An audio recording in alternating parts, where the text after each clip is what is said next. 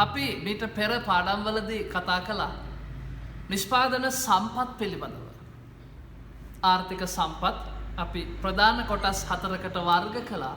භූමිය, ශ්‍රමය, ප්‍රාග්ධනය හා ව්‍යවසායකත්වය පිළිබඳව. අසීමිත මිනිස්සු වනා සපුරා ගැනීමේ හැකියාව භාණ්ඩ හා සේවාවල තියෙනවා. භාණ්ඩ හා සේවා නිෂ්පාදනය සඳහා භාවිතා කරපු යෙදවුම් තමයි අපි නිෂ්පාදන සාධක කියලා කිව්වේ. රටක භාණ්ඩ හා සේවා නිෂ්පාදනය තීරණය කරන ප්‍රධාන සාධකයක් තමයි මේ නිෂ්පාදන සාධක නැත්නම් නිෂ්පාදන සම්පත් කියන එක. හැබැයි වර්තමානයේ වෙද්දී ලෝකේ ඕනෑම ආර්ථිකයක නිෂ්පාදන ශක්තිය, නිෂ්පාදන විභවතාවය තීරණය කරන ප්‍රධාන සාධකයක් බවට පත් වෙලා තියෙනවා සම්පත් ඵලදායීතාවය කියන එක. එහෙම නැත්නම් සාධක ඵලදායීතාවය කියන එක. අපි අද පාඩමෙන් කතා කරන්න උත්සාහ කරන්නේ මේ නිෂ්පාදන සම්පත්වල ඵලදායීතාවය පිළිබඳව. ෆැක්ටර්ස් ප්‍රොඩක්ටිවිටි කියන එක පිළිබඳවයි අපි අද මූලිකව අවධානය යොමු කරන්නේ. භාණ්ඩ හා සේවා නිෂ්පාදන ක්‍රියාවලිය සඳහා භූමිය, ශ්‍රමය, ප්‍රාග්ධනය කියන නිෂ්පාදන යෙදවුම් සාධක වශයෙන් භාවිතා කළා. මේ කියන නිෂ්පාදන යෙදවුම් වලින් ලබාගත හැකි සාමාන්‍ය නිමැවුම අපි සම්පත් ඵලදායීතාවය එහෙම නැත්නම් සාධක ඵලදායීතාවය කියලා කියනවා. ලක්ෂ්මිරා, යෙදවුම් ඒකකයකින් බිහි කරගත හැකි සාමාන්‍ය නිමැවුම සමල්ක සම්පත් ඵලදායීතාවය. අපි මේක ඇස්සමෙන්තු කිරීම සඳහා සූත්‍රයක් ගොඩනගා ගත්තොත් අපි කියනවා සාධක ඵලදායීතාවය සමානයි නිමැවුම බෙදීම යෙදවුම. එහෙමත් නැත්නම් මුළු නිමැවුම යෙදවුම් ප්‍රමාණයෙන් බෙදුවහම ලැබෙන අගය අපි සාධක ඵලදායීතාවය වශයෙන් හඳුන්වනවා. රටක භාණ්ඩ හා සේවා නිෂ්පාදන ක්‍රියාවලිය වර්තමානයේ රඳා පවතින්නේ මූලික වශයෙන් මේ සම්පත් ඵලදායීතාවය මත. රටක සාධක ඵලදායීතාවය තාක්ෂණය, මානව ප්‍රාග්ධනය, කළමනාකරණය, ශ්‍රම විභජනය සහ විශේෂීකරණය කියන මේ ප්‍රධාන සාධක මත තීරණය වෙනවා. නැතලි, රටක සම්පත් ඵලදායීතාවය තීරණය කරන ප්‍රධාන සාධක 4යි රොයින්, තාක්ෂණය, මානව ප්‍රාග්ධනය, කළමනාකරණය සහ ශ්‍රම විභජනය හා විශේෂීකරණය කියන සාධක 4 මත තමයි එහෙනම් නිෂ්පාදන සම්පත්වල ඵලදායීතාවය රඳා පවතින්නේ. භූමිය, ශ්‍රමය, ප්‍රාග්ධනය කියන මේ නිෂ්පාදන සාධකවල ඵලදායීතාවය අපිට වෙන්වෙන් වශයෙන් ගණනය කරන්න පුළුවන්. කිසියම් නිශ්චිත කාලච්ඡේදයක් තුළ නිශ්චිත භූමි ප්‍රමාණයකින් ලබාගත හැකි සාමාන්‍ය නිමැවුම අපි භූමියේ ඵලදායීතාවය කියලා කියනවා. productivity of land. කිසියම් නිශ්චිත කාල සීමාවක් තුළ නිශ්චිත භූමි ප්‍රමාණයකින් ලබාගත හැකි සාමාන්‍ය නිමැවුම නානයක්කාර අපි කියනවා භූමියේ ඵලදායීතාවය කියලා. නිදසුනක් වශයෙන් කිසියම් කන්නයකදී කුඹුරු අක්කරයකින් ලබා ගන්න පුළුවන් වීබුසල් ප්‍රමාණය භූමියේ ඵලදායීතාවය. වසරක් වැනි නිශ්චිත කාල සීමාවකදී පොල් අක්කරයකින් ලබාගත හැකි සාමාන්‍ය පොල් ගෙඩි ප්‍රමාණය අපි කියනවා භූමියේ ඵලදායීතාවය කියලා. භූමියේ ඵලදායීතාවය ඇස්සවෙන්තු කිරීම සඳහා අපි මේ භූමිය විසින් බිහි කරන අදාළ කාලච්ඡේදය තුළ ලබාගත හැකි මුළු නිමැවුම අපි ඒ සඳහා යොදාගත්ත භූමි ප්‍රමාණයෙන් බෙදෙනවා. මුළු නිමැවුම භාවිතා කරපු භූමි ප්‍රමාණයෙන් බෙදුවහම ලැබෙන උත්තරය අපි භූමියේ ඵලදායීතාවය කියලා කියනවා. ඒ වගේමයි ශ්‍රම ඵලදායීතාවය. productivity of labor. කිසියම් නිශ්චිත සේවා කාලයක් තුළ ශ්‍රම ඒකකයකට බිහි කරගත හැකි සාමාන්‍ය නිමැවුම අපි ශ්‍රම ඵලදායීතාවය කියලා කියනවා. මහිම කිසියම් නිශ්චිත කාලච්ඡේදයක් තුළ හෝ නිශ්චිත සේවා කාලයක් තුළ ශ්‍රමිකයෙකු විසින් බිහි කරන සාමාන්‍ය නිමැවුම ශ්‍රමයේ ඵලදායීතාවය. පැය 8ක් වැනි සේවා කාලයක් තුළ ශ්‍රමිකයෙකු නිපදවන සාමාන්‍ය නිමැවුම. පැය 8කදී ඇඟලුම් ආයතනයක සේවිකාවක් විසින් බිහි කරන නිපදවන ඇඟලුම් ඒකක සංඛ්‍යාව ශ්‍රම ඵලදායීතාවය. බ්ලොග්ගල් නිෂ්පාදනය කරන ශ්‍රමිකයෙකු පැය 8ක සේවා කාලයක් තුළ නිපදවන බ්ලොග්ගල් ප්‍රමාණය අපි කියනවා ශ්‍රම ඵලදායීතාවය කියලා. ශ්‍රමයේ ඵලදායීතාවය ගණනය කිරීම සඳහා අපි මුළු නිමැවුම ශ්‍රමිකයින් සංඛ්‍යාවෙන් බෙදනවා. මුළු නිමැවුම ශ්‍රම ඒකක සංඛ්‍යාවෙන් බෙදුවහම ලැබෙන පිළිතුර අපි කියනවා බාලසූරිය ශ්‍රම ඵලදායීතාවය කියලා.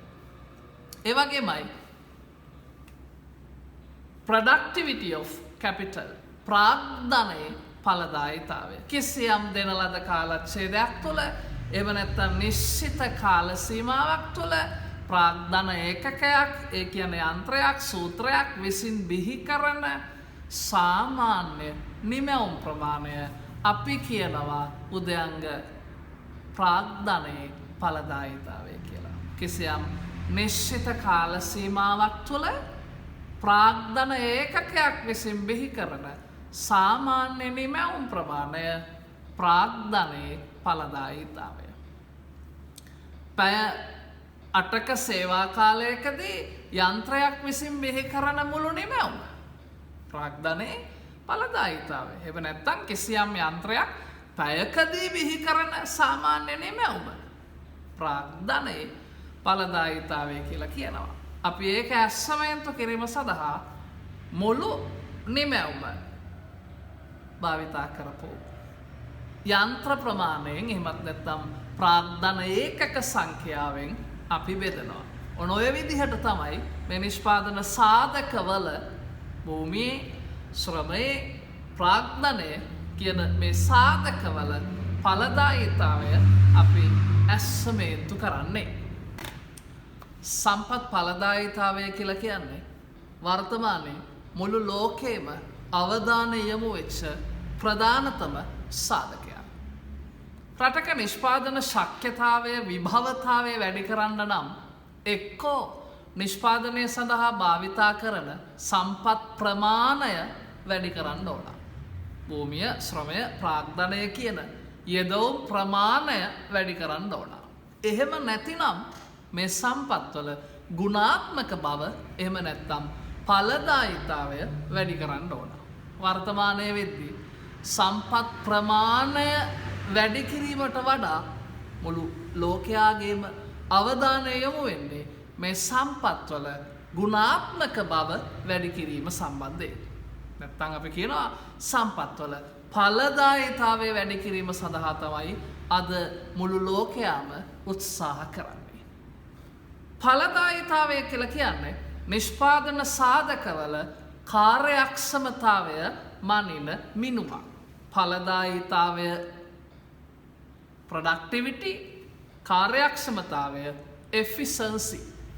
මේ ඵලදායීතාවයයි කාර්යක්ෂමතාවයයි කියන්නේ එකක් නෙවෙයි දෙකක්. නිෂ්පාදන සම්පත්වල කාර්යක්ෂමතාවය මනින මිනුම තමයි අපි ඵලදායීතාවය කියලා කියන්නේ. කිසියම් යෙදවුම් ඒකකයකින් බිහි කරගත හැකි ඇවරේජ් ප්‍රොඩක්ට් එක සාමාන්‍ය නිමැවුම තමයි මේ ඵලදායීතාවය කියලා අපි අර්ථ දක්වන්නේ. අපි කියන්නේ රට දියුණු කරන්න නම් මේ සම්පත්වල ඵලදායීතාවය වැඩි කරන්න ඕන. ඵලදායීතාවය වැඩි වෙනවා කියලා කියන්නේ මොකක්ද?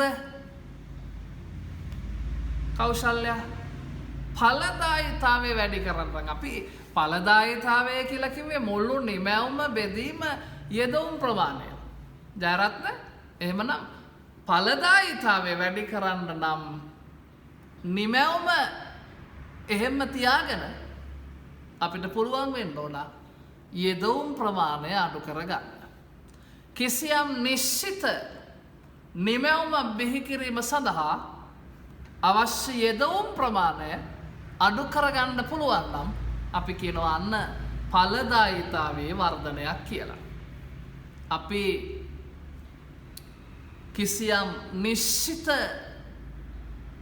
නිමැවුමක් නැත්තම් භාණ්ඩයක් නිපදවන්න අපි කලින් පැය 6ක් ගත්තා නම් ඵලදායීතාවය වැඩි වුණාම අපිට පුළුවන් වෙන්න ඕන ඒක පැය 5න් නිපදවන්න. එහෙම නැත්නම් පැය 4න් නිපදවන්න. අන්න ප්‍රොඩක්ටිවිටි එක වැඩි වෙලා ඵලදායීතාවය වැඩි වෙලා පුද්ගලයෙක් ගසක් කපන්න වරුවක් භාවිතා කළා. ඵලදායීතාවය වැඩි වුණාට පස්සේ ඊට වඩා අඩු කාලයකින් ඒ ගස කපන්න පුළුවන් වෙන්න ඕන. ඒක තමයි අපි කියන්නේ කිසියම් නිශ්චිත නිමැවුමක් බෙහෙ කිරීම සඳහා අවශ්‍ය යෙදවුම් ප්‍රමාණය අඩු කිරීම අන්න ඵලදායීතාවයේ වර්ධනය. ඒව නැතිනම් කිසියම් නිශ්චිත යෙදවුමකින් ලබාගත හැකි නිමැවුම් ප්‍රමාණය වැඩි කිරීම හෝ වැඩිවීම ඒකත් අපි කියනවා ඵලදායීතා වර්ධනයක්. කිසියම් නිශ්චිත යෙදවුමකින් ලබාගත හැකි නිමැවුම් ප්‍රමාණය වැඩි කිරීම කියන එක. අපිට පුළුවන් වුණා නම් කලින් පැය 8ක් වැඩ කරලා ඇඟලුම් ඒකක 20ක් නිපදවන්න.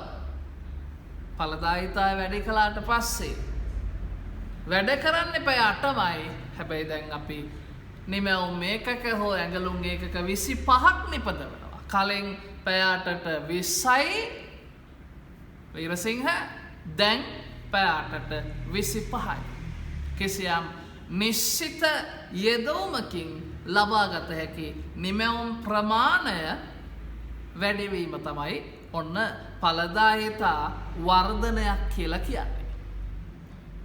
ඔබට පුළුවන් නම් ඔබ පාඩම් කරනවා කියලා හිතන්නකෝ. මහිම ඔබ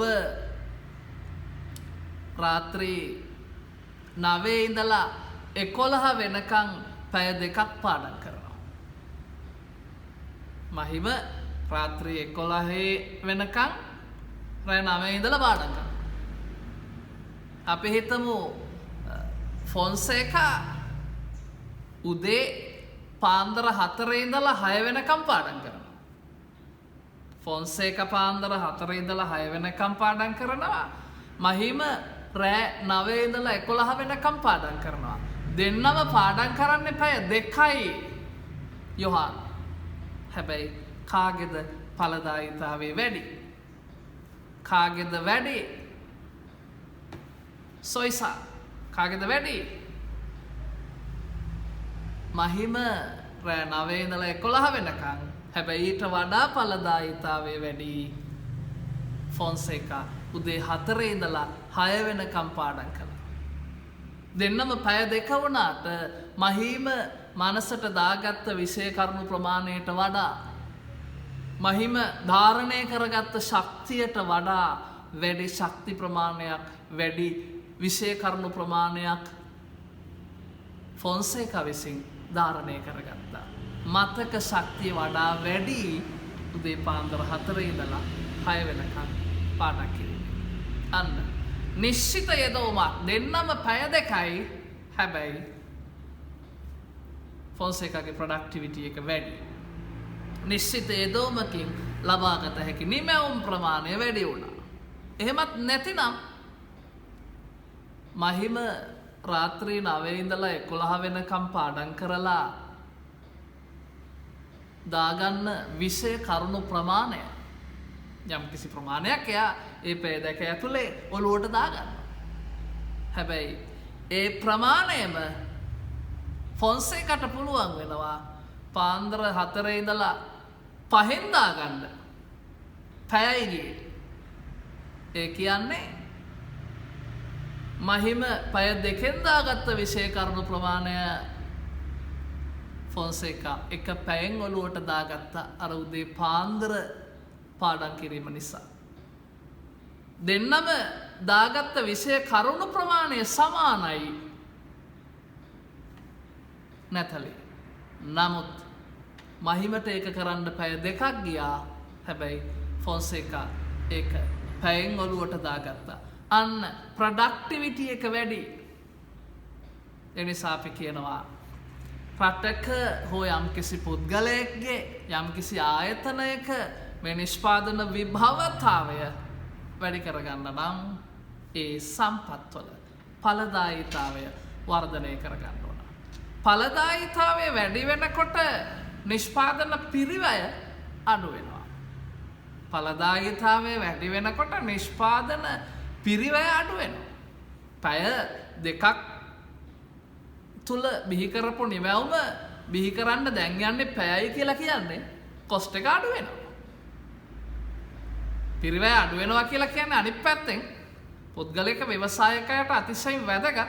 පිරිවැය අඩු වෙනකොට ලාභය වැඩි වෙනවා.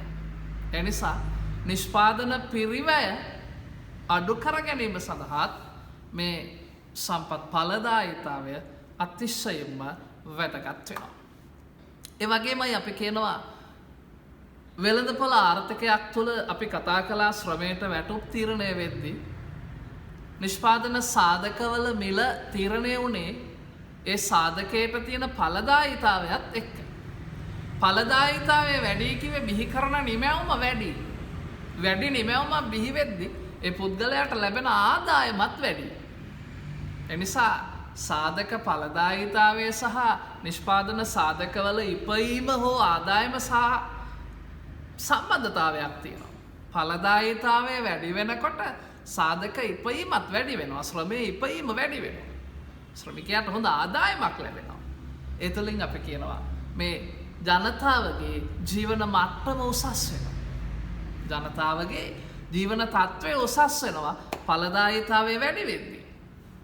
ඒ වගේමයි අපි කියනවා ජාත්‍යන්තර වශයෙන් විශේෂ ප්‍රාගුණ්‍ය මේ සම්පත් ඵලදායීතාවය මත රඳා පවතිනවා. ශ්‍රී ලංකාවට වඩා ජපානය කියන රටේ බිහි කරන නිමැවුමේ ගුණාත්මකභාවය අතිශයින් ඉහළයි. ජපානය බොහෝ නිෂ්පාදන සඳහා විශේෂීකරණයට ලක් වෙලා විශේෂ ප්‍රාගුණ්‍යයට ලක් වෙලා අපි දෙගොල්ලෝ අතර තියෙන වෙනස තමයි මේ ප්‍රොඩක්ටිවිටි එකේ තියෙන වෙනස. අපි හැරෙද්දි ජපන කරලා ඉවරයි. ඒ තරම් ඔවුන්ගේ ප්‍රොඩක්ටිවිටි එක වැඩි. ඒ නිසා ඔවුන් බිහි කරන නිමැවුම වැඩි. ඔවුන්ගේ ආදායම වැඩි. ඔවුන්ගේ ජීවන තත්ත්වය උසස්. අන්න අපි සහ ජපානය අතර තියෙන වෙනස. ඒ නිසා අපි කියනවා මේ රටවල් අතර තියෙන ඇති නැති පරතරය, රටවල් අතර තියෙන මේ ආර්ථික අසමානතාවය, විෂමතාවය පැහැදිලි කර ගැනීම සඳහා සම්පත් ඵලදායීතාවය වැදගත් කියලා. ශ්‍රී ලංකාව සහ ජපානය අතර මෙතරම් වෙනසක් තියෙන්නේ මේ ප්‍රොඩක්ටිවිටි එකේ තියෙන වෙනස මත. අපි වගේ කිහිප ගුණයක් ඔවුන්ගේ ඵලදායීතාවය වැඩි. ඵලදායීතාවය කියද්දී තාක්ෂණය, මානව ප්‍රාග්ධනය, කළමනාකරණය, ශ්‍රම විභජනය හා විශේෂීකරණය කියන සාධක ටික අපිට වඩා ජපානයේ තාක්ෂණය දියුණුයි. අපිට වඩා හියුමන් කැපිටල් මානව ප්‍රාග්ධනය ජපානයේ ඉහළයි. අපිට වඩා හොඳ කළමනාකරණ නීතීන් රීතීන් හෝ ප්‍රායෝගික කළමනාකරණයක් ජපානයේ කියන රට ඇතුලේ තියෙනවා. ඒ නිසා අපි කියනවා ශ්‍රී ලාංකිකයෙකුගේ ජීවන මට්ටමට වඩා වැඩි ජීවන මට්ටමක් ජපානයේ තියෙනවා. අපි දෙගොල්ලෝ අතර ආදායම් බෙදී යාමේ දැඩි විෂමතාවයක් තියෙනවා, අසමානතාවයක් තියෙනවා. ආදායම තීරණය වුණේ ඵලදායීතාවයේ මත. ඵලදායීතාවය වෙනස් වෙද්දී සාධක ඉපයීම වෙනස් වෙනවා. ඒ නිසා රටවල් අතර ඇති නැති පරතරය හඳුනා ගන්නත් ජනතාවගේ ජීවන මට්ටමේ සිදුවන වෙනස් වීම හඳුනා ගන්නත් ජාත්‍යන්තර වශයෙන් විශේෂ ප්‍රාගුණ්‍යයේ ස්වභාවය හඳුනා ගන්නත් අපි කියනවා සම්පත් ඵලදායීතාවය අතිශයින්ම වැදගත් කියලා. සම්පත් ඵලදායීතාවය කිව්වේ නිෂ්පාදන සාධකවල කාර්යක්ෂමතාවයේ මනින මිනුම. රටක සම්පත්වල ඵලදායීතාවය වැඩි කරන ප්‍රධාන බලවේගයන් කිහිපයක් තියෙනවා. ඒවන් නැත අපි කියනවා සම්පත් ඵලදායීතාවයේ ඉහළ නංවන සයවැදෑරුම් බලවේගයන් පිළිබඳව. පළවෙනි එක තමයි සාරධර්ම හා ආකල්ප. අපි වගේ රටවල ඵලදායීතාවය අඩුවෙන්ඩ පහළ මට්ටමක පවතින්න බලපාන ප්‍රධානතම සාධකය තමයි මේ ආකල්පවල තියෙන ප්‍රශ්නය. ආකල්ප වර්තමානයට ගැලපෙන ආකාරයට මේවා වෙනස් වෙලා නැහැ. පුද්ගලයන් ආකල්ප මේ වශයෙන් වෙනස් වෙන්නේ නෑ. අලුත් අවුරුද්දට අලුත් ඇඳුම් ගන්නවා. සියලු දේ අලුත් වෙනවා. නමුත් පුද්ගලයාගේ ඇතුළාන්තයෙන් ආකල්ප වලින් වෙනසක් ඇති වෙන්නේ නැහැ. අනේ ඈන් කියන මට බෑ මන් දන්නවා උදේ පාන්දර නැගිට්ටනම් ඉතින් පාඩම් කරන්න හොඳයි තමයි. මතක හිටිනවා තමයි. නමුත් ඉතින් උදේ පාන්දරට නැගිටින්න බෑ. මට පාන්දරට තමයි හොඳට නිින්ද යන්නේ. ඇහැරෙන්නේ හත්සින් යනවා. අන්න ආකල්පමය වශයෙන් අපි වෙනස් විය යුතුයි. විදේශිකයන්ගේ ප්‍රධානතම තේමා පාඨයක් early to bed early get up. වේලාසන නින්දට යන්න වේලාසන අවදි වෙන්න. ජපානයේ මිනිස්සු ශ්‍රී ලාංකිකයෝ වගේ රෑ 11 12 වෙනකන් රූපවාහිනිය දිහා බලාගෙන ඉන්නේ නැහැ. ඔබ රෑ 9 10 11 12 වෙනකන් ටෙලිවිෂන් එකේ. සමහර විට ටෙලිවිෂන් එකේ ඉවර වෙලා නින්දට ගිහිල්ලත් ෆෝන් එක අතේ තියාගෙන Facebook එකේ WhatsApp එක අන්න කල්පනා කරලා බලන්න අවදි වෙන්නේ කීයටද? එක්ක වෙන්නේ අර අත්‍යවශ්‍ය නින්දේ ප්‍රමාණය ලැබෙන්නේ නැහැ. එක්ක දවල් වෙනකන් නිදා ගන්නවා. එහෙම නැත්නම් උදෙන්ම ගෙදරින් ඇහැරෝනවා. ප්‍රමාණවත් නින්ද ලැබුණ නැති නිසා අන්න දවසම ඉවරයි. ඵලදායීතාවය අඩුයි. එනිසා ආකල්පමය වශයෙන් අපි වෙනස් වෙන්න ඕන. ලංකාවේ තියෙන ප්‍රධානතම ප්‍රශ්නයක් මේ ආකල්පමය ගැටලුව. අපේ තාම ප්‍රතිපත්ති සම්පාදනය වෙන්නේ ආයතනයේ ඉන්න ඉහළම පුද්ගලයාට.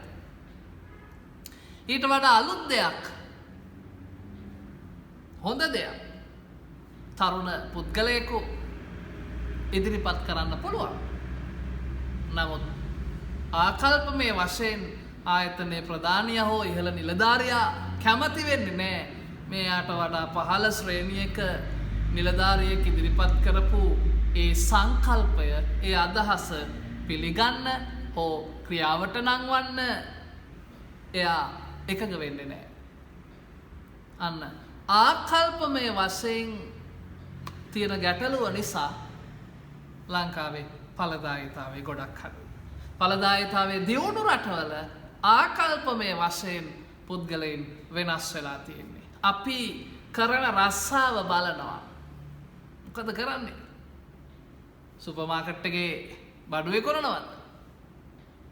පෙට්‍රල් ෂෙඩ් එකේ තෙල් ගහනවද? එහෙම නැත්නම් ලෙඩ්ඩු බලනවද? අයියෝ එහෙම රස්සාවක් කරන්නේ. අන්න ආකල්ප. නමුත් අපි ඉතාලියට ගියාම ඕස්ට්‍රේලියාවට ගියාම නවසීලන්තයට ගියාම මෙහි ඉඳන් යන ලාංකිකයෝ ටික කරන්නේ එහෙ ඔය රස්සාව තමයි. එක්ක සුපර් මාකට් එකක වැඩ, එහෙම නැත්නම් ෂෙඩ් එකක වැඩ, එහෙම නැත්නම් රෝහලක හෝ නිවසක වැඩිහිටියන් බලා ගන්නවා, රැක බලා ගන්නවා, ලෙඩුන් බලා ගන්නවා, හොඳ ඉපයුමක් ලැබෙනවා. එහෙට ඒ රස්සාව ගැටලුවක් නෑ. නමුත් ඒක ලංකාවට ප්‍රශ්නයක්.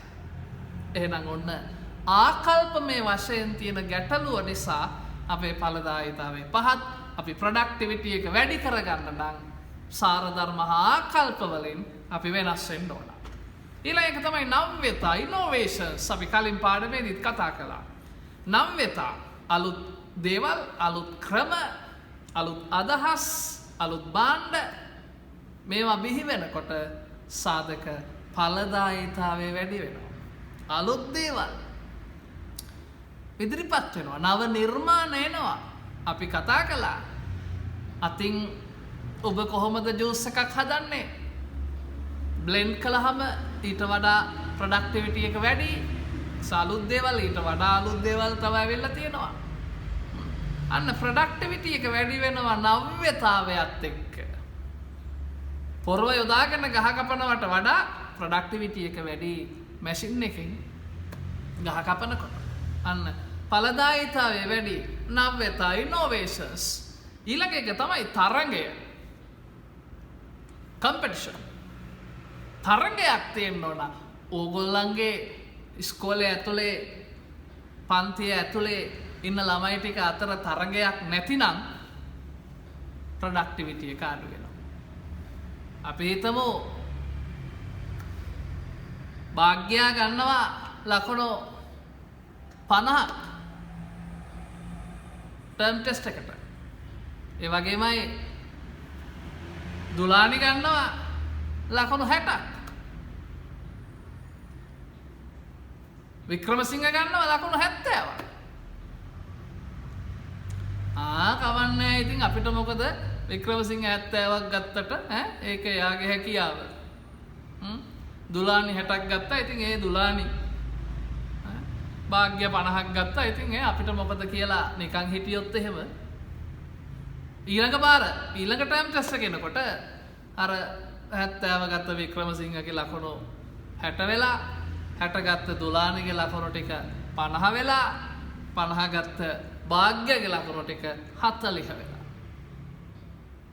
හැබැයි මේගොල්ලෝ අතර තරගයක් තියෙනවා නම් වික්‍රමසිංහ 70ක් කරන් දුලානි හිතනවා දෙන්නන්කෝ ඊළඟ පාර වැඩේ භාග්‍ය බලනවා අර 60යි මේ 70යි එහෙම කොහොමද හිටහන්කෝ මෙදා පොටේ අපි දෙනවා බැටේ කියලා හොර රහසේ ගෙදරට වෙලා මහන්සි වෙලා පාඩම් කරලා ඊළඟ ටර්ම් ටෙස්ට් එකේදී ලකුණු 50 හිටපු භාග්‍යයා ලකුණු 75ක් ගන්න. ලකුණු 60 හිටපු දුලානි ලකුණු 74ක් ගන්න. වික්‍රමසිංහ මට තමයි ගිය පාර වැඩි කියලා ඉවරලා 70 ඉඳලා නිකන් කිසිම ගේමක් නැතුව ඔහෙ ඉඳලා දන්නේව නැහැ ලකුණු 60යි වික්‍රමසිංහගේ. අන්න තරඟය. ලකුණු ටික ආවට පස්සේ වික්‍රමසිංහ බලලා අම්මට සිරි මට 60යි.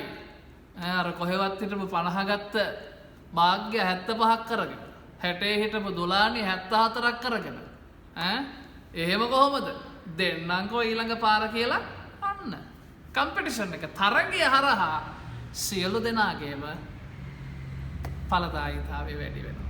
හොඳ ප්‍රතිඵලයක් ගේන්න පුළුවන් වෙනවා. ගුණාත්මක භාවය ඉහළ යනවා සම්පත්වල. ඒ නිසා අපි කියනවා තරගය තීරණාත්මක සාධකයක් බලවේගයක්. තුන්වෙනි එක තමයි නිපුණතාවය කියන එක. නිපුණතාවයන් දියුණු කරගන්න ඕන. ඵලදායීතාවය වැඩි වෙන්න නම් නිපුණතාවය වැඩි වෙන්න ඕන. හොඳට පුරුදු වෙලා තියෙන්න ඕන, පුහුණු වෙලා තියෙන්න ඕන. විභාගෙට එකපාර ගිහිල්ලා මහිම උත්තර ලියන්න බෑ. එකපාර විභාගෙට ගිහිල්ලා රන්දනිය සියල්ල කරන්න බෑ. එහෙනම් ඊට කලින් ඔබ accounting නම් ගණන් හදලා පුහුණු වෙන්න ඕන. economics උනත් උත්තර ලියලා ගණන් හදලා ප්‍රැක්ටිස් එක තියෙන්න ඕන. ඒ නිසා එහෙම තියනවා නම් අන්න ප්‍රොඩක්ටිවිටි එක වැඩි. ඒ නිසා නිපුණතාවයන් වැඩි වෙන්න ඕන. නවක කාර්මික ශිල්පියෙකුට වඩා පුහුණු කාර්මික ශිල්පියෙකුගේ ප්‍රොඩක්ටිවිටි එක වැඩි. නිපුණතාවයන් වැඩි වෙනකොට ඵලදායීතාවය වැඩි වෙනවා. ලැබෙන ඉපයුම ආදායම වැඩි වෙනවා. ජීවන මට්ටම උසස් වෙනවා. ඊළඟ කාරණාව තමයි පස්වෙනි එක තමයි ආයෝජනය. ප්‍රොඩක්ටිවිටි එක වැඩි කරන ප්‍රධානතම සාධකයක් ආයෝජනය. එක් පැත්තකින් අධ්‍යාපනය සහ පුහුණුව සඳහා ආයෝජනය කරන්න ඕන. අධ්‍යාපනය තුළින් පුහුණුව තුළින් ඵලදායීතාවය වැඩි වෙනවා. කුසලතා වර්ධනයක් ඇති වෙනවා. ඒ වගේමයි පර්යේෂණ හා සංවර්ධන ශේත්‍රයන් සඳහා රිසර්ච් ඇන්ඩ් ඩෙවලොප්මන්ට් සඳහා ආයෝජනය කරන්න ඕන. ලංකාවේ වෙන්නෙම නැති දෙයක් තමයි ඕක. අලුත් පර්යේෂණ කරන්න, අලුත් සංවර්ධන කටයුතු සඳහා ආයෝජනය වෙන්නේ නැහැ. ඒ නිසා අපේ ප්‍රොඩක්ටිවිටි එක අඩුයි. නමුත් ලෝකේ රටවල්, දියුණු රටවල් හැමදාම හැම තැනම අලුත් දේවල් අත්හදා බලනවා, පර්යේෂණ කරනවා. ඒ නිසා ඒගොල්ලෝ නව්‍යතා හොයාගන්නවා. අපි ඒගොල්ලෝ හොයාගත්ත එක අවුරුදු ගානකට පස්සේ පාවිච්චි කරනවා. එහෙනම් අධ්‍යාපනය සඳහා, පුහුණුව සඳහා ආයෝජනය කරන්න ඕන. ඊළඟට අපි කිව්වා පර්යේෂණ හා සංවර්ධන ශේත්‍රයන් සඳහා ආයෝජනය කරන්න ඕන. ඒ වගේමයි අපි කියනවා යටිතල පාසුකම් සඳහා ආයෝජනය කරන්න ඕන. යටිතල පාසුකම් දියුණු වෙනකොට ඵලදායීතාවය වැඩි වෙනවා. අපි කලින් පාඩමේදී ඔබට මතක් කළා. පාරවල් හැදෙනකොට ඵලදායීතාවය වැඩි වෙනවා. පාර පටුයි, පාරේ වලවල්, එහෙමනම් අපිට ගමනක් යන්න සමහර විට පැය 3ක් 4ක් යන ගමන පාර හොඳට හැදිලා ප්‍රසාරණය වෙලා කාපට් වෙට් ලාවට පස්සේ පැය 4න් ගිය ගමන අපිට පැයෙන් යන්න පුළුවන් වෙනවා. අපි ඉස්සර කොළඹ ඉඳලා හම්බන්තොටට යන්න අපිට පැය 4ක් 5ක් සමහර විට 6ක් යනවා. නමුත් මේ පැය 4ක් පැය 6ක් ගිය ගමන අද අධිවේගී මාර්ගයත් එක්ක අපිට පැය 2කින් හෝ 2මාරෙන් යන්න පුළුවන් වෙලා තියෙනවා. ඒ නිසා යටිතල පහසුකම් සඳහා අපි ආයෝජනය කරන්න ඕන. ඉස්සර විදේශ රටක් එක්ක ගනුදෙනු කරන්න ගියාම අපිට ලියුම් මගින් ගනුදෙනු කළේ. ඉතින් ලියුමක් යන්න පිටරටකට සතියක් දෙකක් යනවා. උත්තරයෙන් තව සතියක් දෙකක් යනවා. අන්න කාලේ විශාල වශයෙන් වැය වෙනවා. තීන්දුව තීරණ නිසියාකාරයට ගන්න බෑ. නමුත් අද එහෙම නෑ. අද මේ තප්පරෙන් අපිට ලෝකේ ඕන රටකට කතා කරන්න පුළුවන්. සංනිවේදන ශාස්ත්‍රයේ දියුණු වෙලා තියෙනවා. ඒ නිසා යටිතල පහසුකම් සඳහා රජයන් ආයෝජනය කරන්න ඕන. ඒ වගේමයි ප්‍රාග්ධන ආයෝජනය වැඩි කරන්න ඕන. නැත්නම් භෞතික ප්‍රාග්ධනය සඳහා ආයෝජනය කරන්න ඕන. යන්ත්‍ර සූත්‍ර අදාළ ශ්‍රමයට නම් ශ්‍රමිකයාට ලබා දෙන්න ඕන. රටට නම් අදාළ ආර්ථිකයට ගැලපෙන ආකාරයේ ප්‍රාග්ධන භාණ්ඩ, තාක්ෂණය මේවා ගේන්න ඕන. එහෙම වුණොත් අන්න ඵලදායීතාවය වැඩි වෙනවා. ඒ වගේමයි අවසාන කාරණාව 6 වෙනි එක ව්‍යවසායකත්වය.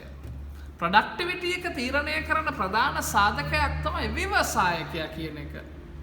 මේ සේවයයි සේවකයයි අතර හොඳ සම්බන්ධතාවයක් ඇති කරගත්තොත් ඵලදායීතාවය වැඩි වෙනවා. ප්‍රොඩක්ටිවිටි එක වැඩි වෙනවා. පෙරේරා ඔබ පාසල ඇතුළේ ඉගෙන ගන්නවා. නැත්නම් පන්තිය ඇතුළේ ඉගෙන ගන්නවා. ඔබ මේ ඉගෙන ගන්න ආසාවෙන්ද? පන්ති කාමරේ ඔබයි ගුරුවරයයි අතර යහපත් සම්බන්ධතාවයක් තියෙනවද? හොඳ සම්බන්ධයක් තියෙනවා නම් ඔබ ඒ ගුරුවරයා කියන දේට ඇහුම්කන් දෙනවා. ඔබට ඒ දේවල් මතක හිටිනවා. ඔබ ආසාවෙන් ඉගෙන ගන්නවා. ඔබේ ඵලදායීතාවය වැඩි වෙනවා. නමුත් එහෙම නැත්තම් ඔබට ගුරුවරයාව පෙන්වන්නත් බෑ, ගුරුවරයාට ඔබව පෙන්වන්නත් බෑ. අන්න ඵලදායීතාවය අඩුයි. ගුරුවරයා පන්ති කාමරයට ඇවිල්ලා උපරිමය කරන්නෙත් නෑ, උපරිමය වෙන්නෙත් නෑ. දරුවාගෙන් ඒ තමන්ගේ උපරිමය වෙන්නෙත් නෑ. ප්‍රොඩක්ටිවිටි එක අඩුයි. ඒ නිසා අපි කියනවා ඵලදායීතාවය වැඩි වෙන්න නම් ගුරු ශිෂ්‍ය මේ දෙපාර්ශ්වය අතර හොඳ සම්බන්ධයක් තියෙන්න ඕන. ඔබයි ගුරුවරයයි අතර හොඳ සම්බන්ධයක් තියෙන්න ඕන. පාසලේදී හෝ පන්ති කාමරේදී නම්. ආයතනයක නම් සේවකයයි සේව්‍යයයි අතර යහපත් සම්බන්ධතාවයක් තියෙන්න ඕන. එහෙම වුණොත් ඵලදායීතාවය වැඩි වෙනවා. සමහර කොරියානු ආයතන තමන්ගේ සේවකයන්ගෙන් විශාල වශයෙන් වැඩ ගන්නවා. හැබැයි සමහර ආයතන තියෙනවා ඒ ආයතනයේ ප්‍රධානියා මාස 2-3කට සැරයක් විදේශ රටවලට යනවා. ජපානයට යනවා. චීනට යනවා. ඇමරිකාවට යනවා. හැබැයි ගිහිල්ලා එන සෑම අවස්ථාවකදීම වැඩ කරන හැම සේවකයෙකුටම පොඩි ටොපි චොකලට් පැකට් එකක් ගේනවා. ආයතනයේ වැඩ කරනවා නම් ශ්‍රමිකයෝ 250ක්. ඒ 250 දෙනාටම පොඩි චොකලට් මල්ලක් ගෙනල්ලා ළඟට ඇවිල්ලා බෙදනවා. කොහමද? වයිෆ් සනීපෙන්ද කියලා පොඩි පිටට තට්ටුවක් දාලා මේක තියාගන්නකො පොඩි අයට දෙන්නකො කියලා. ඔහොම දෙනවා. හැම එක්කෙනා ගාවටම ළඟට ගිහිල්ලා පොඩි තට්ටුවක් දාලා කොහොමද දැන් කවද්ද බදින්නේ? වැඩ ටික කොහොමද? අම්මා සනීපෙන්ද? ඔය දින ටික අහලා ටොපි චොකලට් ටිකක් පොඩි පැකට් එක පොඩි දෙයක් සේවකයාට දෙනවා. හැබැයි මේ පැකට් එකේ තියෙන චොකලට් ප්‍රමාණය පොඩි වුණාට මේ සේවකයාගේ මනසට මේක ඉතා විශාලයි. අපේ බොස් රට ගියා. හැබැයි වැඩ කරන අපිව අමතක කළේ නෑ. එනිසා අර බොස් කොරියාවේ ඉන්නවට වඩා වැඩිපුර වැඩ කරනවා බොස් රට ගියාට පස්සේ. දන්නවා ගිහිල්ලා එනකොට අපිට මොනවා හරි අරගෙන එන්නේ කියලා. හැබැයි ලංකාවේ නම් බොස් ළඟ ඉන්නකොට වැඩ කරන්නේ නෑ. රට ගියෝ ඒ කරන ටික කරන්නේත් නෑ. අන්න පේනවනේ. මේ සේව්‍ය සේවක දෙපාර්ශවය අතර කොහොමද පවතින සම්බන්ධතාවය? තව සමහර කොරියානු ආයතන තියෙනවා. සේවකයා වැඩ කරනවා. සේවකයා සමහර මාසවල එක දිගට වැඩ, සතියම වැඩ. හැබැයි ප්‍රශ්නයක් තියෙනවා කොහොමද මේ සේවකයා තමන්ගේ භාර්යාව දරුවෝ ටික කොහොමද කළමනාකරණය කරගන්නේ? ගොඩක් කාන්තාව කැමති shopping යන්න. ඉතින් හස්බන්ඩ් නැතුව කොහොමද shopping යන්නේ? පොඩි අයව සෙල්ලම් කරන්න children's park එකකට යන්න. දවස් 7ම වැඩ කළොත් මේ ප්‍රශ්නේ නෝ. ඒ නිසා මේ කොරියානු ආයතනයේ හිමිකරු එයා වෙනම වාහන 4-5ක් තියාගෙන ඒකට රියදුරුවෝ වෙනම තියාගෙන මෙයා හැම සේවකයෙකුටම සතියකට එක දවසක් වාහනයක් එක්ක ඩ්‍රයිවර් කෙනෙක් යවනවා. යම්කිසි කාලයක් තීරණය කළා මෙන්න මේ පැය ඇතුළ තුල shopping කරන්න. පැය දෙකක් ගිහිල්ලා පොඩි එක්කෙනත් එක්ක children's park එකේ සෙල්ලම් කරන්න කියලා ඩ්‍රයිවරුත් එක්ක වාහනේ යවනවා. අන්න බලන්න. දැන් ගෙදර භාර්යාව shopping යනවා.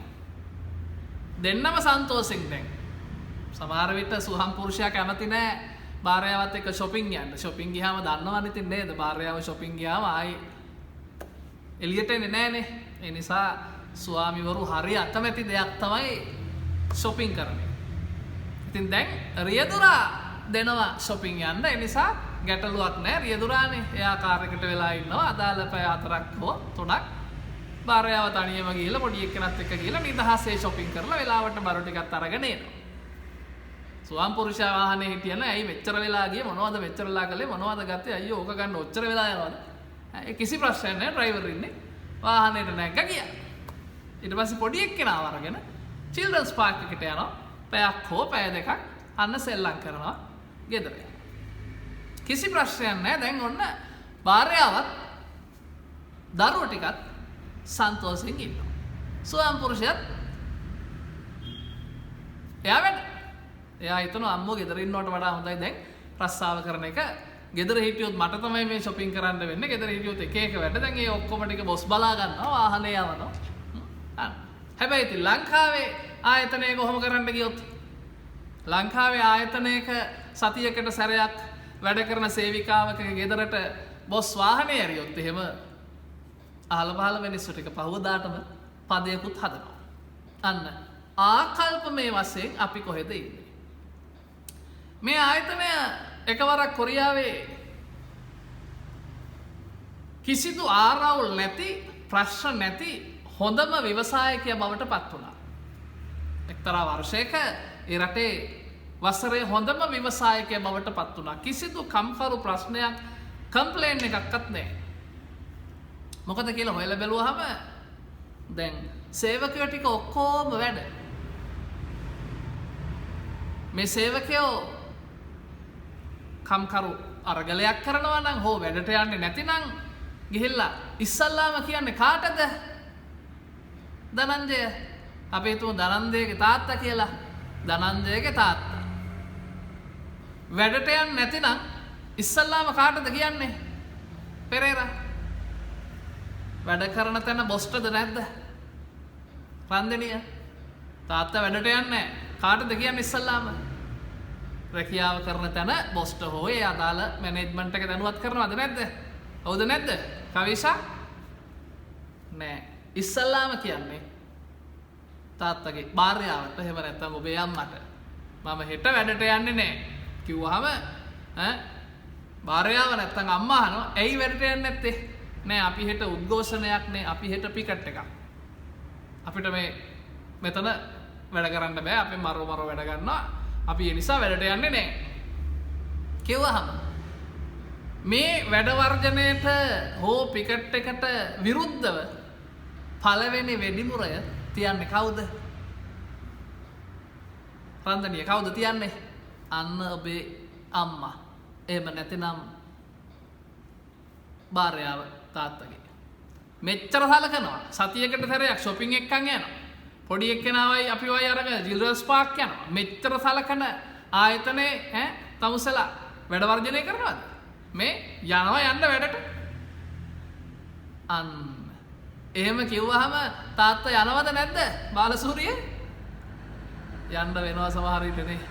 නැත්තම් ඉතින් කාර් එකක් අරන් shopping යන්න වෙනවා. පොඩි අය ටික අරගෙන චිල්ඩ්‍රන්ස් පාක් යන්න වෙනවා.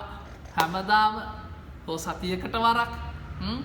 අන්න ඒ නිසා ආරවුල් නෑ, කම්ප්ලේන් නෑ, සේවකයෝ ටික වැඩ මෙන්න බලන්නකෝ. අන්න විවසායකත්වය. ඒ නිසා අපි කියනවා රටක ඵලදායීතාවය වැඩි කරන්න නම් තීරණාත්මක සාධකයක් තමයි විවසායකත්වය කියන එක. එහෙමනම් ඵලදායීතාවයේ ඉහළ නංවන ප්‍රධාන බලවේග 6ක් අපි කතා කළා. ලක්මී 1 සාරධර්ම හා ආකල්ප, 2 නව්‍යතා, 3 තරඟය, 4 නිපුණතා, 5 ආයෝජනය, 6 විවසායකත්වය කියලා. අපි දැන් බලමු රටක ඵලදායීතාවයේ ඉහළ නැංවීම සඳහා ගත හැකි ක්‍රියාමාර්ග මොනවද කියලා. අපි ඵලදායීතාවයේ ඉහළ නංවන බලවේග ගැන කතා කළා. ඒ බලවේග ගැන කතා කරද්දී ඒ ඇතුළේදී කියවුණා ඵලදායීතාවය වැඩි කරන්න නම් මොනවද කළ යුත්තේ කියලා. අපි වෙන වශයෙන් ඒ ටික හඳුනා ගනිමු. පළවෙනි එක ඵලදායීතාවය ඉහළ නංවන්න නම් අධ්‍යාපනය සහ පුහුණුව සඳහා ආයෝජනය වැඩි කරන්න ඕන. අධ්‍යාපනයේ පුහුණුව තුළින් ඵලදායීතාවය වැඩි වෙනවා. දෙවැනි එක නව්‍යතා සඳහා ආයෝජනය කරන්න ඕන. නව්‍යතා හඳුන්වලා දෙන්න, නව්‍යතා ප්‍රවර්ධනය කරන්න ආයෝජනය කරන්න ඕන. තුන්වෙනි එක තමයි ශ්‍රමිකයෙකු වගේ නම් සෞඛ්‍ය හා පෝෂණ මට්ටම දියුණු කරන්න ඕන. ඔබ උදේට කාලත් නෑ, ඒකක් බීලවත් නෑ, ඉස්කෝලේ යනවා. ඇවිල්ලා අනේ කියන දේ අහගෙන ඉන්නවා. නමුත් ඔබේ මනසට ඒ දේවල් යනවද? යන්නේ මොකද බඩගින්නේ. ඒ නිසා පෝෂණ මට්ටම සහ සෞඛ්‍ය මට්ටම ඉතා හොඳ තත්වයක තියෙන්න ඕන. ඔබේ බඩේ අමාරුව නම්, ඔබේ ඔළුව කැක්කුම නම් ගුරුවරයා කියලා දෙන දේ ඔබේ මනසට යන්නේ නැහැ. එහෙමනම් හොඳ සෞඛ්‍ය මට්ටමක් තියෙන්න ඕන. හොඳ පෝෂණ මට්ටමක් තියෙන්න ඕන. කාලා බීලා එක්සර්සයිස් කරලා හොඳ ෆිට් එකේ ඉන්න ඕන. සසින්දි එහෙම නැත්තම් බෑ. නැත්තම් ඉතින් නිදිමතයි, කම්මැලි, ඈනුම් යනවා වැඩිපුර කාලා. අධිපෝෂණය. එහෙම බෑ. සෞඛ්‍ය මට්ටම හොඳට තියෙන්න ඕන. පෝෂණ මට්ටම ලෙවල් එකේ මේන්ටේන් වෙන්න ඕන. එහෙම වෙනවා නම් ආයතනයක ඔබට හොඳට වැඩ කරන්න පුළුවන්. අන්න ඒ වගේමයි 4 ආකල්ප සංවර්ධනය කරන්න ඕන. අපි ගොඩක් වෙලාවට ශ්‍රමිකයින්ගේ ප්‍රමාණාත්මක වශයෙන් තාක්ෂණය පාවිච්චි කරන්නේ කොහොමද, ප්‍රාග්ධන භාණ්ඩ කොහොමද පාවිච්චි කරන්න කියලා පුහුණු කිරීම කරනවා. නමුත් ලංකාවේ මේ ආකල්ප වෙනස් කිරීම සම්බන්ධයෙන් වැඩිපුර ආයෝජනය කරන්නේ නැහැ. ශ්‍රමිකයින්ගේ හෝ පුද්ගලයින්ගේ ආකල්පමය වෙනසක් ඇති කරන්න බොහෝ ආයතන උත්සාහ දරන්නේ නැහැ. මේ නිසාම ලංකාවේ ඵලදායීතාවය ගොඩාක් පහළ මට්ටමක තියෙන්නේ. කොච්චර තාක්ෂණික භාණ්ඩ දුන්නත් වැඩක් නැහැ. කොච්චර ප්‍රාග්ධන භාණ්ඩ දුන්නත් වැඩක් නැහැ. අපි පුද්ගලයන්ගේ ආකල්ප වෙනස් කළේ නැත්තම් වෙනස් වුනේ නැත්තම්. ඒ නිසා ප්‍රොඩක්ටිවිටි එක වැඩි කරන්න නම් ආකල්පමය සංවර්ධනයක් ඇති කරන්න ඕන. ඒ වගේමයි රටක හෝ ශ්‍රමිකයෙකුගේ ඵලදායීතාවය වැඩි කරන්න නම් ඒ ශ්‍රමිකයාට ගැළපෙන රටට ගැළපෙන ප්‍රාග්ධන භාණ්ඩ සඳහා ආයෝජනය කරන්න ඕන. විශේෂයෙන් භෞතික ප්‍රාග්ධනය ඉහළ නැංවීම සඳහා ආයෝජනය වැඩි කරන්න ඕන. ඒ වගේමයි ශ්‍රමය සම්බන්ධයෙන් නම් අපි පෙර සඳහන් කළා මේ සේව්‍ය සේවක දෙපාර්ශවය අතර හොඳ සම්බන්ධතාවයක් තියෙන්න ඕන. ශ්‍රමිකයින් දිරිගන්වන්න ඕන. ශ්‍රමිකයින්ට හොඳ පහසුකම් සපයන්න ඕන. සමහර ආයතනවල ඔබ දන්නවා ශ්‍රමිකයා දිවාහාරයට ගිහාම ඔහුට කැරම් ගහන්නද කාඩ් ගහන්නද ඒ අවශ්‍ය පහසුකම් ටික සපයලා තියෙනවා. ඒ වගේමයි හවසට සෙල්ලම් කරන්නද බැඩ්මින්ටන් ගහන්නද ඒ පහසුකම් සපයලා තියෙනවා. මොකද එහෙම කරන්නේ ඒක ආයතනයේ ඵලදායීතාවය වැඩි කිරීම සඳහා ඒ ශ්‍රමිකයින්ගේ ප්‍රොඩක්ටිවිටි එක වැඩි කර ගැනීම සඳහා තමයි මේ පහසුකම් ටික ශ්‍රමිකයාට සපයන්නේ. ඒ වගේමයි අපි පෙර සඳහන් කළා යටිතල පහසුකම් දියුණු කරන්න ඕන. කළමනාකාරීත්වය ව්‍යවසායකත්වය වර්ධනය කරන්න ඕන. ඉහළ නංවන්න ඕන. හොඳ කළමනාකාරීත්වයක් තියෙනවා නම් අන්න ඵලදායීතාවය වැඩි. හොඳ සාර්ථක ව්‍යවසායකයෝ ඉන්නවා නම් අන්න ඵලදායීතාවය වැඩි. ඒ වගේමයි අපි කියනවා පර්යේෂණ හා සංවර්ධනය සඳහා දරන වියදම් වැඩි කරන්න ඕන. පර්යේෂණ හා සංවර්ධන ශේත්‍රයන් මීට වඩා දියුණු වෙන්න ඕන. වඩා තරඟකාරී වෙළඳපළවල් ඇති වෙන්න ඕන. වෙළඳපළ තරඟේ වැඩි වෙනකොට හැමෝම උත්සාහ කරනවා අලුත් දෙයක් දෙන්න, ගුණාත්මක බව වැඩි කරන්න. ඒ හරහා ඵලදායීතාවය වැඩි වෙනවා. ඒ වගේමයි ව්‍යාපාර පිළිබඳව රජයේ තියෙන අහිතකර නියාමනයන් ඇඟිලි ගැසීම් අවම කරන්න ඕන. ව්‍යාපාර ආයතන සම්බන්ධයෙන් අහිතකර නීති රීති හෝ බඳු ප්‍රතිපත්ති හෝ ඇඟිලි ගැසීම් තියෙනවා නම් ව්‍යාපාර කරගෙන යන්න බෑ.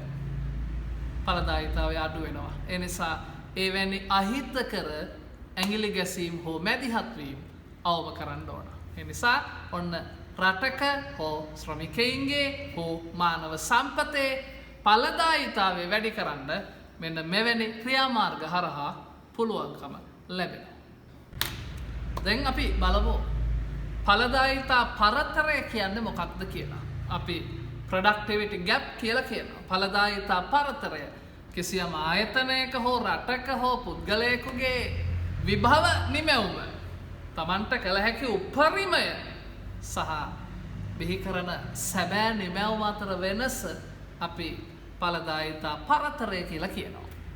කිසියම් රටක නැත්නම් ආර්ථිකයක ආයතනයක හෝ පුද්ගලයෙකුගේ විභව නිමැවුම උපරිම නිමැවුම සහ ලබා ගන්න සැබෑ නිමැවුම නැත්නම් සත්‍ය නිමැවුම අතර වෙනස අපි කියනවා ඵලදායීතා පරතරය කියලා. ප්‍රොඩක්ටිවිටි ගැප් එක. අපි හිතමු නැතලෙට පුළුවන් ඒ තුනකට යන්න. ඒ තුනක් අරගෙන විශ්වවිද්‍යාලය යන්න හැකියාව ඔබට තියෙනවා. අන්න ඔබේ විභවතාවය තියෙනවා ඒ තුනක් අරගෙන විශ්වවිද්‍යාලයට යන්න. ඔබ උපරිමයෙන් කළොත් ඔබට ඒ තුනක් අරගෙන විශ්වවිද්‍යාලයට යන්න පුළුවන්. අන්න විභවතාවය, හැකියාව. ඒක තමයි අපි විභව නිමැවුම කියන්නේ. නමුත් ඉතින් ඔබ ඔහේ එහෙට පැද්දිලා මෙහෙට පැද්දිලා ඔහේ කරන්නම් වාරේ වැඩ කරලා ඔබ ගන්නවා සීසාමාර්ථ තුනක්. ආරගෙන කියලා මට මේක ඇති සර් අම්බෝවෙන් ගියාමද සීතුනක් තියෙනවනේ සර් ඇතිනේ මං කොහොමදත් විශ්වවිද්‍යාලය යන්නෙත් නෑ මම ගෙදරින් යවන්නෙත් නෑ සර් එහෙම කියනවා. අන්න ඵලදායීතා පරතරය. ඒ තුනක් අරගෙන විශ්වවිද්‍යාලයට යන්න හැකියාව තිබිච්ච කෙනෙක් ලබාගත් සැබෑ නිමැවුම ඇක්චුවල් අවුට්පුට් එක C3යි. අන්න තියෙනවා ගැප් එකක්. අන්න ඕක තමයි අපි ඵලදායීතා පරතරය කියලා කියන්නේ. ඒ නිසා රටක් වශයෙන් ගත්තත් පුද්ගලයෙක් වශයෙන් ගත්තත් ආයතනයක් වශයෙන් ගත්තත් ආයතනයට පුළුවන් එක දවසක් පැය 8ක් වැඩ කළොත් අපි හිතමු බිහි කරන නිමැවුම් ඒකක 1000ක් හදන්න පුළුවන්. යන්ත්‍ර සූත්‍ර ටික සියල්ල වැඩ කරලා ශ්‍රමිකයෝ සියල්ල වැඩ කරලා දවසකට නිමැවුම් ඒකක 1000ක් හදන්න පුළුවන්. නමුත් ඒ දවසේ නිපද වෙන්නේ නිමැවුම් ඒකක 750යි නම් ඒක තමයි ප්‍රොඩක්ටිවිටි ගැප් කියලා කියන්නේ. විභව නිමැවුම උපරිම ධාරිතාවය සහ සැබෑ වශයෙන් බිහිවන ප්‍රමාණය අතර වෙනසක් තියෙනවා. ඒ නිසා අපි කියනවා මේ ඉතා හිතකර තත්ත්වයක් නෙවෙයි ප්‍රොඩක්ටිවිටි ගැප් කියන සංකල්පය. මොකද ඔබ සියලු දෙනාම හොඳට හිතලා බැලුවොත් ප්‍රතිඵල ආවට පස්සේ බැලුවොත් එහෙම ඔබ සියලු දෙනාටම හිතෙනවා අනේ මම තව ටිකක් වැඩ කළා නම් මට මීට වඩා හොඳ ප්‍රතිඵලයක් ගන්න තිබ්බ නේද කියලා. සමහර අය හිතනවා අනේ මං තව ටිකක් මහන්සි වුණා නම් ඉතුරක් ගන්න තිබ්බනේ. මං තව ටිකක් මහන්සි වුණා නම් විශ්වවිද්‍යාලේ යන්න තිබ්බනේ. මම තව ටිකක් මහන්සි වුණා නම් මට ගම්පහ දිස්ත්‍රික්කයේ පළවෙනි 10 දෙනා අතරට එන්න තිබ්බනේ. එහෙම නැත්නම් මං තව ටිකක් මහන්සි වුණා නම් මම ලංකාවේ පළවෙනි 5 දෙනා අතරට එන්න තිබ්බනේ. එහෙම හිතනවා කියන්නේ ඔබ ඔබේ උපරිමය කළා නෑ. අනිවාර්යෙන් එතන ප්‍රොඩක්ටිවිටි ගැප් එක තියෙනවා. ඵලදායීතා පරතරය කියන එක තියෙනවා. ඒ නිසා අපි කියනවා පුද්ගලයන්ගේ නිපුණතාවයන් දුර්වල වෙනකොට ඵලදායීතා පරතරය ඇති වෙනවා.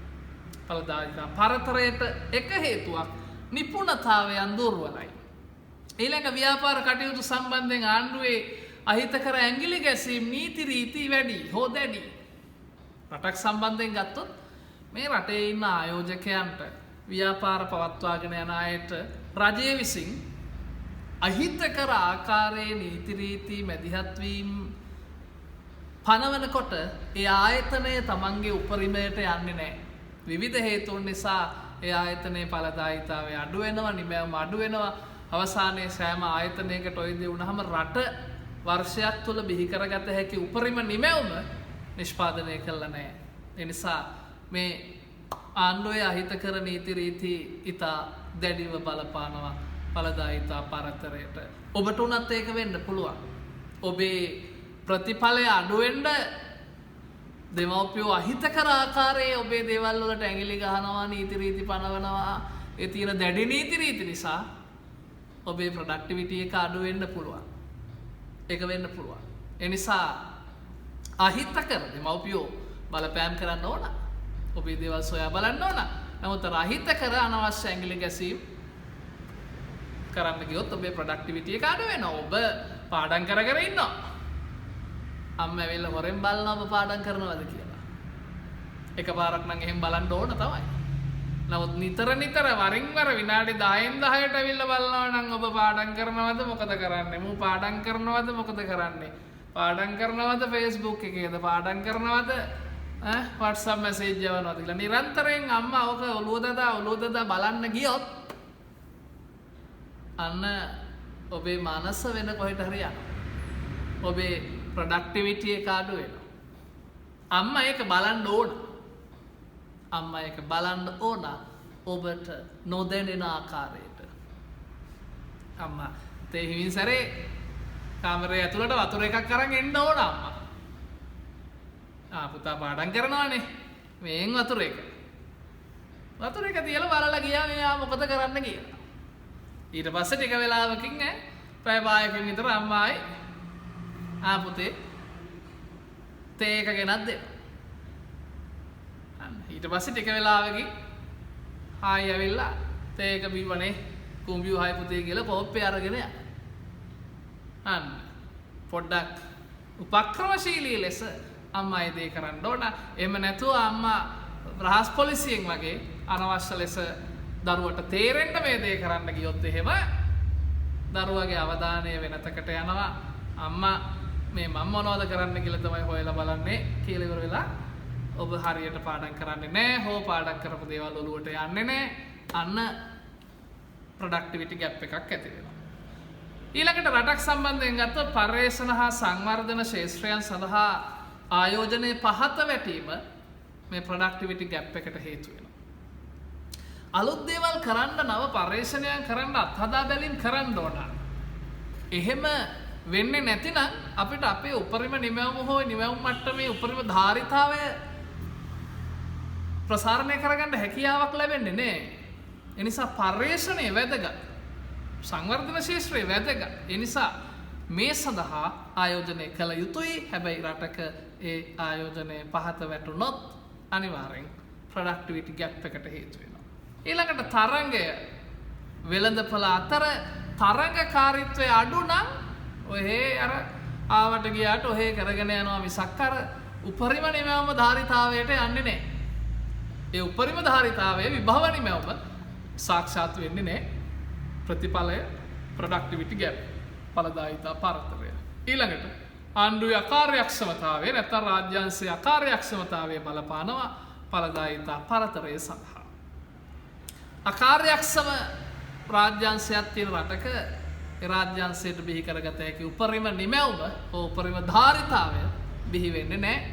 ඒ කියන්නේ ඵලදායිතා පරතරයක් තියෙනවා කියන එක. ඒ නිසා පොත්ගලයන්ගේ හෝ ආයතනවල හෝ රටක නිපුණතාවයන් දුර්වල වීම, ව්‍යාපාර කටයුතු සම්බන්ධ ආණ්ඩුවේ අහිතකර නියාමනයන් ඉතා දැඩි වීම, පර්යේෂණ හා සංවර්ධන ශාස්ත්‍රයන් සඳහා කරන ආයෝජනයේ පහත වැටීම, වෙළඳපොළ තරංගයේ අඩුවීම සහ ආණ්ඩුවේ අකාර්යක්ෂමතාවය මේ ප්‍රොඩක්ටිවිටි ගැප් එකට මූලික වශයෙන් හේතු වෙනවා.